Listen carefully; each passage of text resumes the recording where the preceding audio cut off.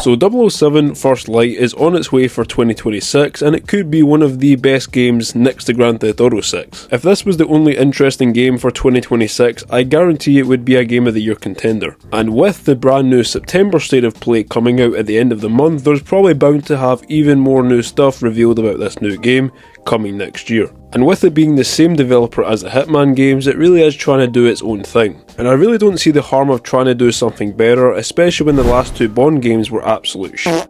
Well, 007 Legends was a very poor interpretation of the Bond 50th anniversary, only covering about few of the movies and not even having a full story to go along with it. It just felt like a mix mash of different Bond movies without the context. Whereas 007 First Light is directly telling a full origin story of how you can earn the badge as a secret agent and working your way to the top. And despite having a very good story so far, by the looks of the gameplay trailer, there are some people that have disagreed and saying that this is entirely a Hitman clone, with a lot of people speculating that this is just a reskinned Hitman game.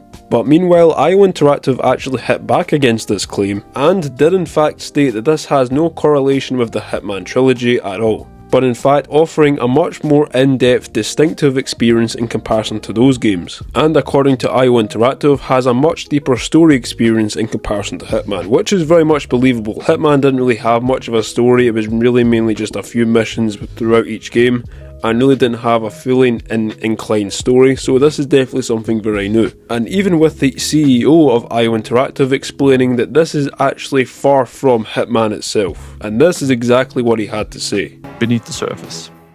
You've just watched an extended mission playthrough. No commentary, just the raw experience. We hope you liked it just as much as we loved crafting it for you. But there's more than what meets the eye. In this next section, we'll guide you through how it all works. The tools, systems, and choices that shape the gameplay in 007 First Light. Let's take a closer look. Welcome to the world of James Bond in 007 First Light, where infiltration and espionage are just two of many spycraft skills. In this mission, our unseasoned but highly trained Bond must track an assassin through a sophisticated Kensington gala. You'll want to blend in with the crowd while scouting for tactical options. Creating a mental map of available pathways without giving yourself away. Trying to get past you. Go to the security room, it's first floor, east wing, staff offices. Got it. Bond must gain access to the upper floors, but some areas are off limits, even for those with a stolen ticket. Sorry, sir. Can't let you through. Just looking for the bathroom. Other side of the bar. Dialogue from other characters can offer clues to the mission's progression. Listening in on conversations is a useful intelligence tactic, potentially revealing opportunities for an easy breach. If he doesn't make an appearance in the next 10 minutes, he can watch from down here. Yeah, do that. Rob Minkley, Crux Magazine. And you are? Rob Minkley. Sorry for the wait. About time, Mr. Minkley. I almost gave up on you. Right then, go grab your camera and I'll take you past security. Positions or security vulnerabilities. Christmas gifts are just clogged up our cabinet. Depending on the situation and the odds, Bond can always go with a quick and blunt strategy.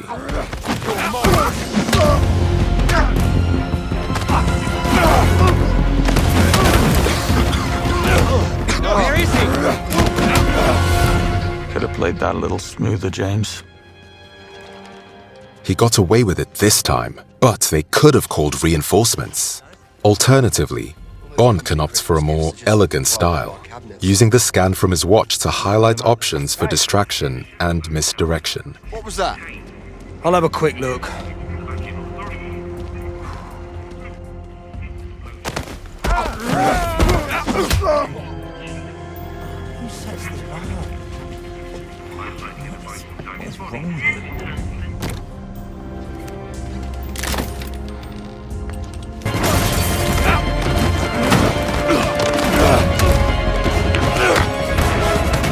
Simon says don't get up. Sometimes James will need more than his fists to get out alive. When enemies show clear intent to shoot and kill Bond, you will be granted a license to kill. Trained by the Royal Navy, Bond is an expert marksman. His Q pistol firearm is a great conversation starter. Enemies can provide additional firearms. You'll just have to borrow them for a moment. With quick thinking, you can turn the tables on your enemies by making the very environment a deadly weapon.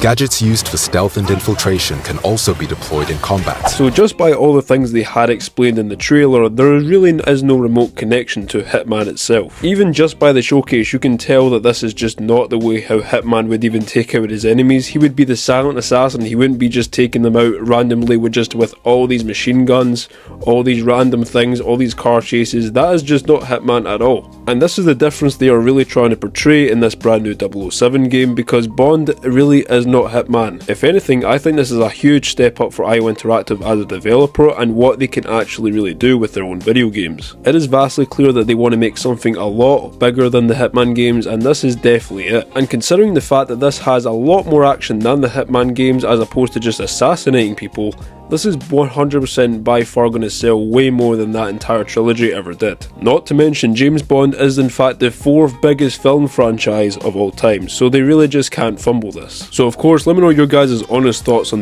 007 First Light, and do you think it is remotely close to the Hitman series? Let me know down in the comment section down below. And of course, if you're new to the channel, a like and subscribe would always be appreciated, but if you didn't like it, change it to a dislike. And of course, you can catch my next one on your screen now.